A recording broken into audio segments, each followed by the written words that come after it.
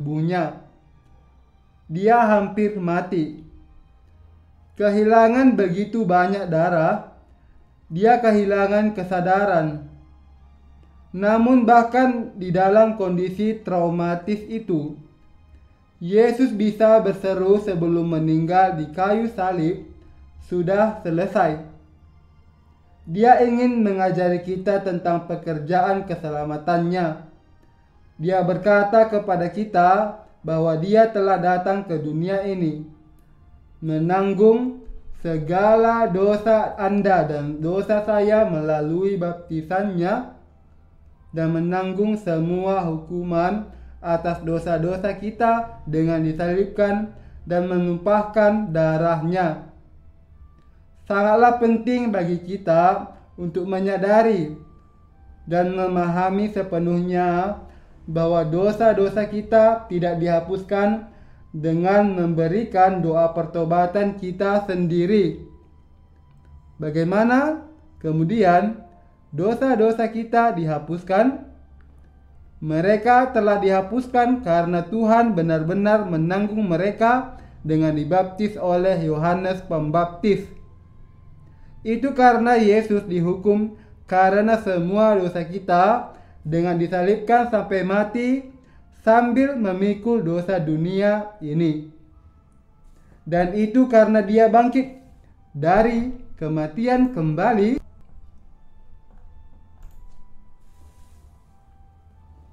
dan dengan demikian telah menjadi juru selamat sejati kita. Tuhanlah yang telah menjadi juru selamat kita. Karena itu, siapapun yang percaya kepada pekerjaan Tuhan ini tidak memiliki dosa lagi. Inilah yang harus disadari oleh orang-orang. Mereka perlu memahami bagaimana Tuhan benar-benar menghapus segala dosa mereka. Dengan dibaptis oleh Yohanes Pembaptis di Sungai Yordan, Tuhan menanggung semua dosa sepanjang hidup kita. Dia menanggung setiap dosa di dunia ini sekali dan untuk selamanya, dari awal sampai akhir. Itulah yang harus kita ketahui dan percayai. Saya tidak dapat cukup menekankan betapa pentingnya bagi kita untuk menyadari hal ini dan mempercayainya. Kita sudah dibersihkan. Kita telah menerima pengampunan dari segala dosa kita dengan percaya kepada Injil, air, dan Roh. Namun, saat kita melanjutkan hidup kita masih terus berbuat dosa. Tetapi semua dosa ini juga telah dibasuh oleh Tuhan. Sama seperti Tuhan membasuh kaki Petrus dan juga kaki murid-murid lainnya, Tuhan menanggung semua dosa pribadi kita juga ketika Dia dibaptis oleh Yohanes Pembaptis. Dia kemudian dihukum karena semua dosa kita dengan disalibkan, dan bangkit dari kematian kembali. Dia telah membuat kita utuh selamanya. Oleh karena itu, semua dosa Anda telah dihapuskan. Itulah mengapa Petrus bisa menjadi murid utama Tuhan. Karena Tuhan menghapuskan semua dosa Petrus dan mengasihinya sampai akhir, Petrus juga bisa mengasihi Tuhan sampai akhir. Meskipun dia telah menyangkal Yesus 3 kali ketika Yesus diinterogasi di pengadilan Pilatus sebelum penyalibannya. Jadi, ketika ditanya oleh Tuhan apakah dia mengasihi dia, Petrus memberitahu dia bahwa dia tahu bahwa dia mengasihi dia. Petrus tidak dapat menahan diri untuk tidak mengasihi Tuhan, karena Tuhan mengasihi dia dari awal sampai akhir. Anda dan saya juga telah menerima kasih seperti itu dari Tuhan. Namun, Beberapa orang masih salah berpikir, "Saya tidak tahu tentang dosa ini. Ini sangat keji, bahkan saya tidak bisa memaafkan diri saya sendiri." Yesus tidak mungkin menghapus dosa yang begitu mengerikan.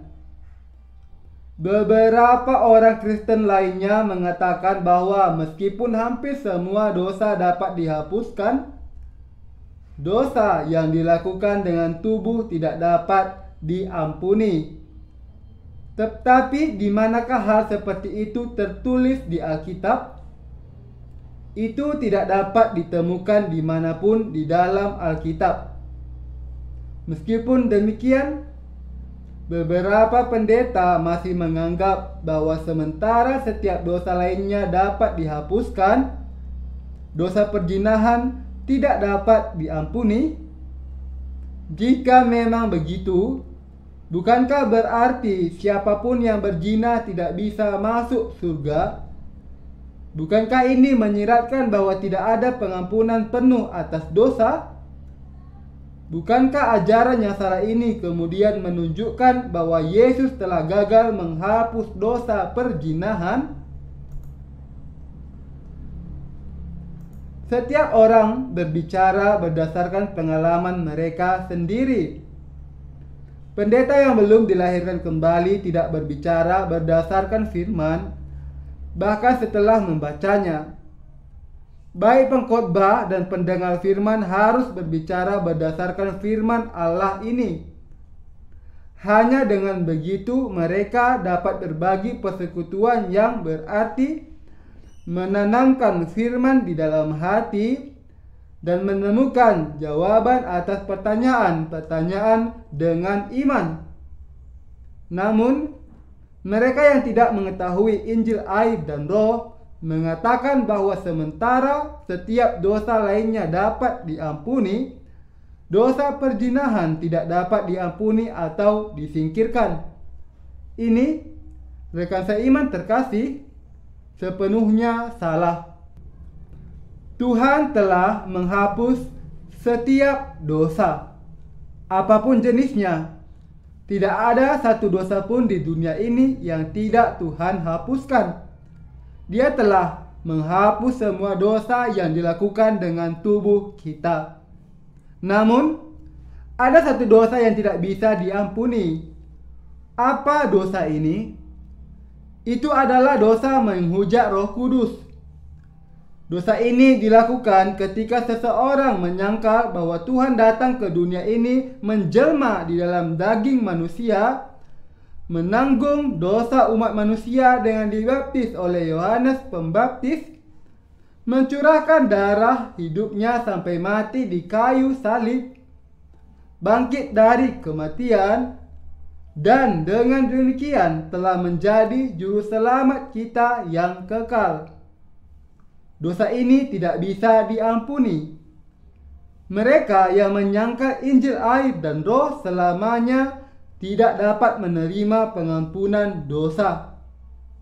Bahkan ketika mereka mendengar Injil air dan Roh, mereka terus menyangkal bahwa Yesus menanggung dosa mereka ketika ia dibaptis, dan mereka menganggap bahwa pengampunan dosa diterima dengan mempersembahkan doa pertobatan mereka sendiri. Ini adalah tindakan jahat mengubah kitab suci. Itu adalah tindakan yang membatalkan pekerjaan Tuhan dan merusaknya. Itulah mengapa mereka yang percaya hanya kepada darah Yesus di kayu salib untuk keselamatan tidak dapat menerima pengampunan dosa. Itu karena mereka telah jatuh ke dalam kesalahan besar. Orang-orang seperti itu tidak dapat diampuni dari dosa-dosanya. Mengapa? Itu karena mereka tidak percaya kepada apa yang Tuhan telah lakukan untuk mereka. Itu karena mereka membatalkan pekerjaan keselamatan yang dilakukan oleh Tuhan yang kudus. Dan itu karena mereka menginjak pekerjaan keselamatan Tuhan, tidak percaya atau menerimanya. Itulah mengapa mereka tidak bisa diampuni. Kecuali dosa ini, setiap dosa lainnya bisa diampuni. Biarkan saya jelaskan sekali lagi. Beberapa orang Kristen memiliki interpretasi yang berbeda tentang apa yang dimaksud dengan dosa penghujatan Roh Kudus dan menyatakan ketika orang percaya berbicara di dalam bahasa roh dan mengusir setan, ini adalah pekerjaan Roh Kudus. Menolak ajaran ini atau menentangnya adalah dosa menghujat Roh Kudus. Jadi dosa ini tidak bisa diampuni. Banyak orang Kristen yang salah tafsir. Meskipun demikian, ini bukanlah dosa menghujat Roh Kudus. Hal-hal seperti itu bukanlah pekerjaan Roh Kudus, dan oleh karena itu, menentang ajaran palsu tersebut bukanlah dosa menghujat Roh Kudus. Apakah pekerjaan Roh Kudus yang sebenarnya? Ini adalah kenyataan Alkitabiah bahwa untuk menyelamatkan kita dari dosa-dosa kita, Tuhan lahir di dunia ini dari tubuh Maria, menanggung dosa-dosa kita dengan dibaptis oleh Yohanes Pembaptis, mencurahkan darah sampai mati di kayu salib sambil memikul dosa dunia, dan bangkit dari kematian lagi. Yesus melalui ini telah menjadi juru selamat kita. Ini adalah pekerjaan Roh Kudus. Itu adalah pekerjaan Allah. Oleh karena itu, siapapun yang menyangkal pekerjaan Allah ini tidak dapat menerima pengampunan dosa di dunia ini atau di masa depan. Jadi, bagaimana kita harus mengikuti Tuhan untuk menjadi pekerja yang diakuinya? Mari kita membuka Yohanes 15 ayat 3 sampai 4. Kamu memang sudah bersih karena firman yang telah kukatakan kepadamu. Tinggallah di dalam aku dan aku di dalam kamu. Sama seperti ranting tidak dapat berbuah dari dirinya sendiri kalau ia tidak tinggal kepada pokok anggur, demikian juga kamu tidak berbuah jikalau kamu tidak tinggal di dalam aku. Tuhan berkata dengan jelas di sini bahwa kita sudah bersih karena firman yang telah Dia ucapkan kepada kita. Di sini, di dalam Yohanes pasal 15, Tuhan memberitahu kita bahwa kita telah dibersihkan oleh pekerjaan keselamatannya. Pengampunan dosa diterima dengan percaya kepada firman Allah.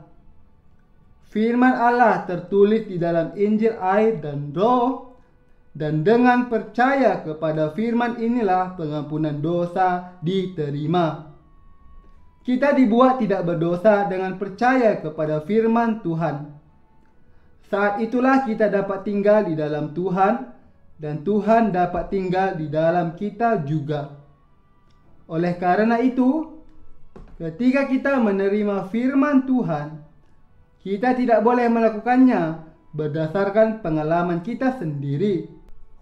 Ketika kita menerimanya persis seperti yang tertulis, maka kita menerima pengampunan dosa. Ketika Anda mendengar firman Injil air dan roh, yang harus Anda lakukan hanyalah mengatakan ya pada firman ini dan menerimanya ke dalam hati Anda dengan amin.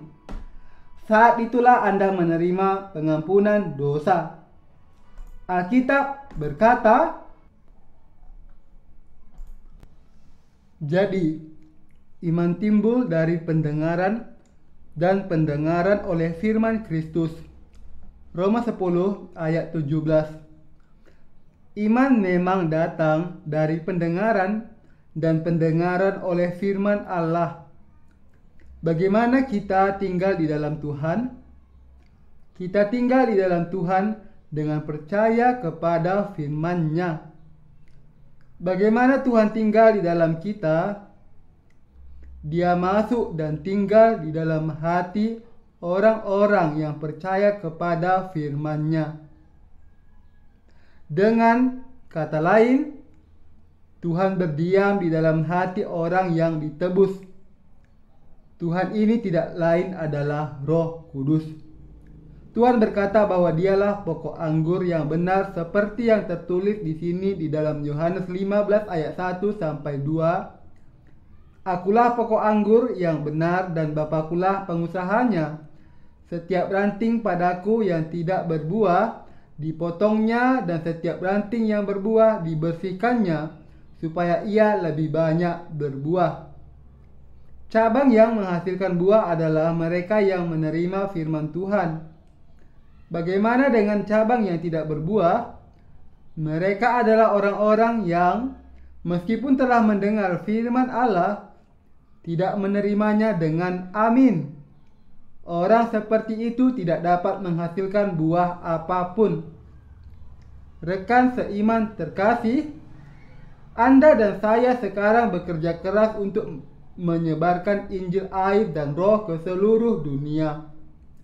Kita melakukan segala yang kita bisa untuk mendukung pelayanan ini. Melalui Anda dan saya, Tuhan memberitakan Injil air dan Roh. Injil disebarkan saat tunas baru muncul. Saat pokok anggur tumbuh, ia bercabang dan menumbuhkan tunas baru. Cabang-cabang ini berfungsi sebagai jembatan untuk menyalurkan nutrisi dari akar. Di manakah buah itu lahir? Saat tunas baru bertunas dan mekar, di sanalah buah itu lahir. Dari tunas baru yang tumbuh di musim semi, itulah bunga mekar dan anggur dihasilkan. Kita semua seperti ranting pohon anggur. Kita memanfaatkan nutrisi Tuhan dan menyalurkannya kepada orang-orang di seluruh dunia. Dan ketika mereka mendengar Injil dari kita, mereka berkembang. Begitulah cara mereka menerima pengampunan dosa. Dan begitulah buah lahir.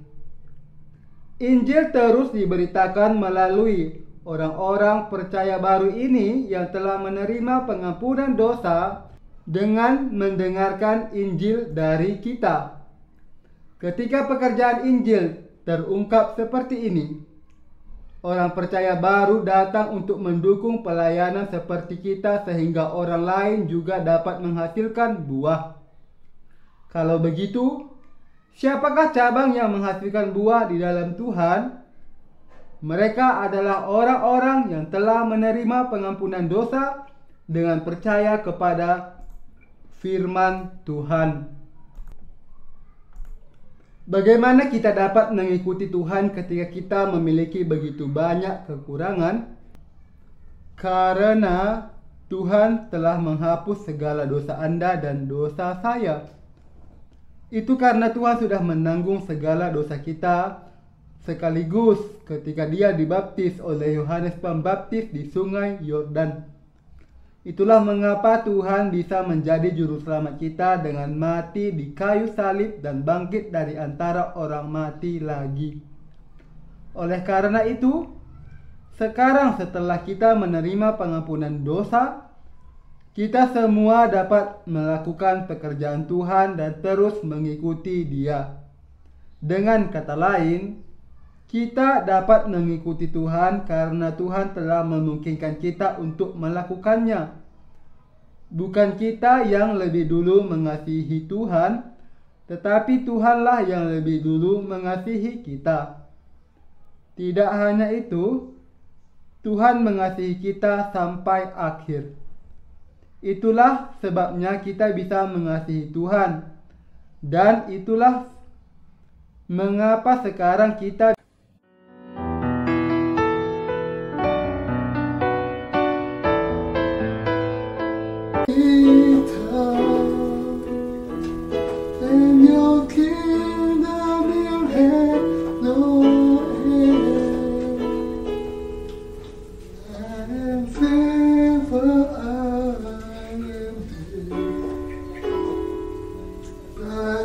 cold and the burden was shared.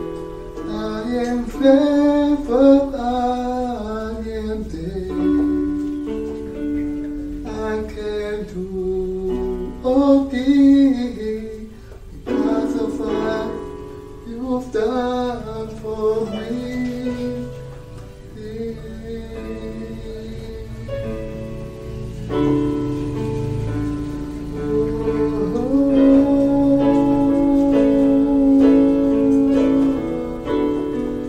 You are my Savior, my Savior, my hero. You're everything I need. You're my comfort. You're my comfort. My refuge. Forever you will reign.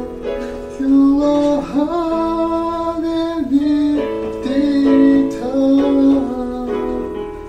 and your kingdom will have no end. I am faithful, I am there, by the cold and the burden was shared. I am faithful, I am there. I can do all things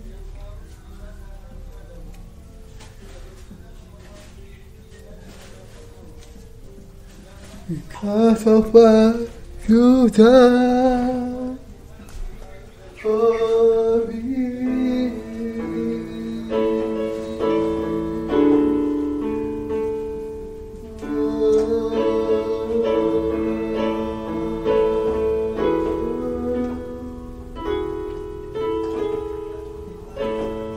You're my Savior, you're my healer.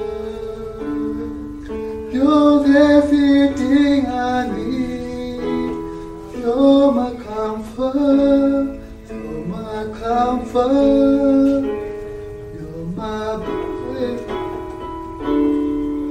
Forever you will reign. You are hard and dictator, and your kingdom will have no end.